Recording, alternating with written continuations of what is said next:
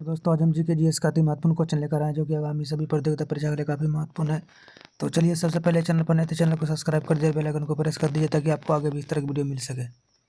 तो चलिए समय को आते हुए क्वेश्चन तब चलते हैं। पहला क्वेश्चन है,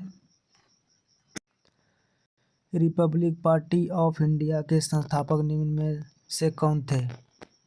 तो डॉक्टर भीमराव अम्बेडकर थे, यानी कि बी आर अम्बेडकर। वर्ष 1920 ईस्वी की खिलाफत कमेटी की सभा जिसमें गांधी से असहयोग आंदोलन के नेतृत्व को संभालने का अनुरोध किया गया था, वह सभा किस शहर में हुई थी? तो किस शहर में हुआ था? तो इलाहाबाद में हुआ था। ठीक है, अगला क्वेश्चन है, निम्नलिखित में से कौन व्यक्ति होम रूल लीग की स्थापना में शामिल नहीं थे? तो कौन शामिल नहीं थे? एच.एस. अलकॉट जो है शामिल नहीं थे। अगला क्वेश्चन है, नोआखली घटना के समय महात्मा गांधी के निजी सचिव कौन थे? तो प्यारे लाल थे। कौन थे? प्यारे लाल।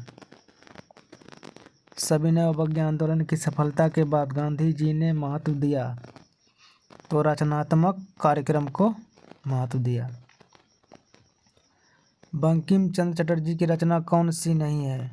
तो पोस्ट मास्टर जो है नहीं है। बंकिम चंद्र चटर्जी की रचना कौन सा नहीं है? तो पोस्ट मास्टर जो है नहीं है।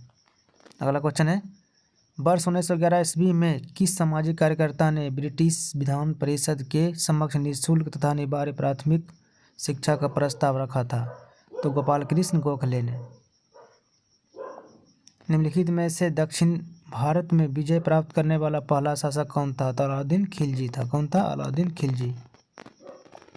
निम्नलिखित में से कौन सा व्यक्ति रंपा विद्रोह से संबंधित है? तो अल्लूरी सीताराम रज्जू।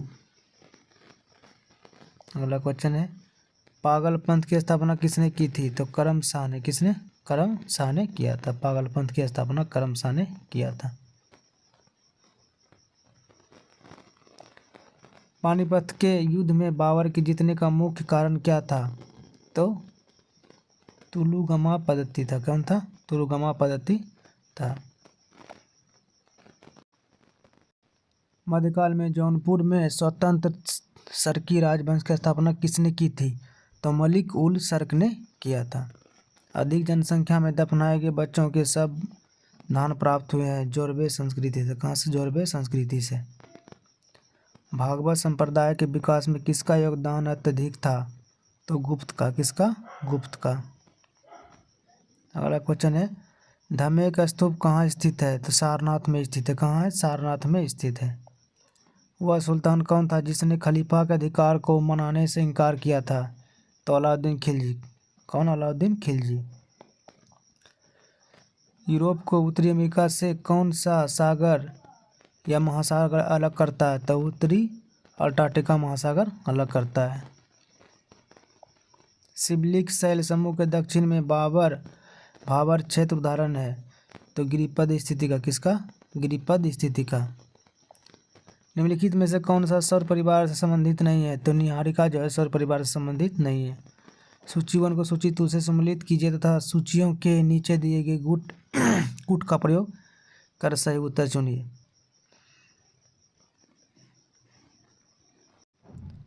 अनुच्छेद 26 जो है किससे संबंधित है? तो अनुच्छेद 26 जो है धार्मिक कार्यों के प्रबंधन की स्वतंत्रता से संबंधित है। ठीक है, अनुच्छेद 26 जो है धार्मिक कार्यों के प्रबंधन की स्वतंत्रता से संबंधित है। उसके बाद देखिए अनुच्छेद 40 जो है किससे संबंधित है? तो अनुच्छेद 40 जो है ग्राम पंचायतों के संगठन से संबंधित है। अनुच्छेद 40 जो है ग्राम पंचायतों के संगठन से संबंधित है। उसके बाद अनुच्छेद 98 किससे संबंधित है? तो अनुच्छेद 98 जो है संसद सचिवालय से संबंधित है। उसके बाद अनुच्छेद डी जो है किससे, यानी कि अनुच्छेद 239 किससे संबंधित है? संघ शासित क्षेत्रों का प्रशासन से संबंधित है। संघ शासित क्षेत्रों का प्रशासन से संबंधित है अनुच्छेद 239। निम्नलिखित क्षेत्रों में से किस एक क्षेत्र में राज्य सरकार का स्थानीय इकाइयों पर नियंत्रण नहीं होता है? तो नागरिकों की शिकायतें। नागरिकों की शिकायतें। निम्नलिखित कथन या कथनों में से कौन सा कथन गलत है? तो कौन सा गलत है? वर्ष 2011 में भारत के संविधान में होने वाले 97वें संशोधन का संबंध किस विषय से है? तो सहकारी संस्थाओं का गठन एवं कार्य के संचालन से है। भारत के संसद द्वारा पंचायत प्रावधान अनुसूचित क्षेत्रों तक विस्तार कानून कब पारित किया गया? तो 1996 ईस्वी में। कब? 1996 ईस्वी में। व्यक्तिगत प्रयोज्य आय PDI एक डॉट इकाई है। तो PDI बराबर क्या? व्यक्तिगत आय, व्यक्तिगत कर भुगतान। शरीर के संपर्क में स्प्रिट ठंडी अनुभूति देती है क्योंकि यह अत्यंत वाष्पशील है। जब जल वाष्प में परिवर्तित होता है तब वातावरणीय ऊष्मा स्रोत से ऊष्मा जल में प्रभावित होती है। हरे पौधों के प्रकाश की ऊर्जा का कितना प्रतिशत ग्रहण करने वाले उससे खाद्य ऊर्जा में परिवर्तित करता है? तो 1%। कितना? 1%।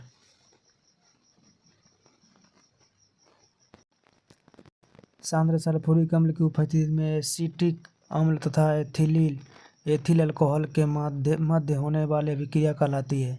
तो एस्टरीकरण कहलाता है। एस्टरीकरण। अगला क्वेश्चन, ग्रेफाइट में परतों को एक दूसरे से मिलाकर रखा जाता है वैन डर वाल्स बलों द्वारा। निम्नलिखित में से कौन सा एक यातायात संचालित नगरों में भूरी वायु बनाने संबंध है? तो सल्फर डाइऑक्साइड। क्या? Sulphur dioxide. किस प्रकार के ऊतक से मनुष्य में ग्रंथि का निर्माण होता है? तो उपकला ऊतक से। इससे उपकला ऊतक से। मनुष्य की लार में उपस्थित एक घातक लाइसोजाइम किस रूप में कार्य करता है? तो प्रतिजीवाणु ऊतक के रूप में, प्रतिजीवाणु कारक के रूप में। पौधों में ग्रंथों का खुलना एवं बंद होना किस पर निर्भर करता है? तो स्फीति दाब पर निर्भर करता है। निम्न में से कौन फूल का एक अंश या भाग है? तो स्त्री केसर है। क्या? स्त्री केसर। सामान्य ठंड में निम्नलिखित में से कौन नसिका संकुचन के लिए उत्तरदायी है? तो हिस्टमैन। क्या? हिस्टमैन। केंद्रक कला का निर्माण किस कोशिकांग द्वारा होता है? तो अंतर्द्रव जालिका में। अंतर्द्रव जालिका में। केंद्रक कला का निर्माण किस कोशिकांग द्वारा होता है? तो अंतर्द्रव जालिका में। लसिका एवं रुधिर किस ऊतक का उदाहरण है? तो संवहनीय ऊतक का उदाहरण है। भारतीय अर्थव्यवस्था के संदर्भ में खुला बाजार परिचालन किसे निर्दिष्ट करता है? तो RBI द्वारा सरकारी प्रतिभूतियों के क्रय और विक्रय करना। अगला क्वेश्चन है, पूंजी खाता परिवर्तनीय की सिफारिश निम्न में से किस समिति ने की थी? तो तारापोर समिति ने किया था। किसने किया था? तारापोर समिति ने। भूगोल को मानव पारिस्थितिकी के रूप में परिभाषित करने वाला विद्वान कौन था? तो H.H. बैरोज था। H.H. बैरोज। भारत के निम्नलिखित क्षेत्रों में से कौन सा पारिस्थितिक उष्ण स्थल माना जाता है? तो पश्चिमी घाट। कब माना जाता है? पश्चिमी घाट को। अगला क्वेश्चन है, विश्व संगीत दिवस कब मनाया जाता है? तो 21 जून को मनाया जाता है। भारत का पहला राष्ट्रीय सामुद्रिक पार्क कहाँ स्थित है? तो कच्छ में। कहाँ? कच्छ में।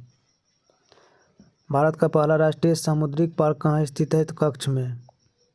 निम्नलिखित में से किसने कहा था स्वाद का वास्तविक स्थान जीव नहीं बल्कि मन है? तो महात्मा गांधी ने कहा था। किसने? महात्मा गांधी ने। द सोशलिस्ट नामक समाचार पत्र का प्रकाशन सर्वप्रथम किसने किया था? तो श्रीपाद अमृत डॉगे ने। श्रीपाद अमृत डॉगे ने। भैंसा सिंघी नामक जाति किस राज्य में पाई जाती है? तो नागालैंड में। HDFE का पूरा नाम क्या है? तो हाई डेंसिटी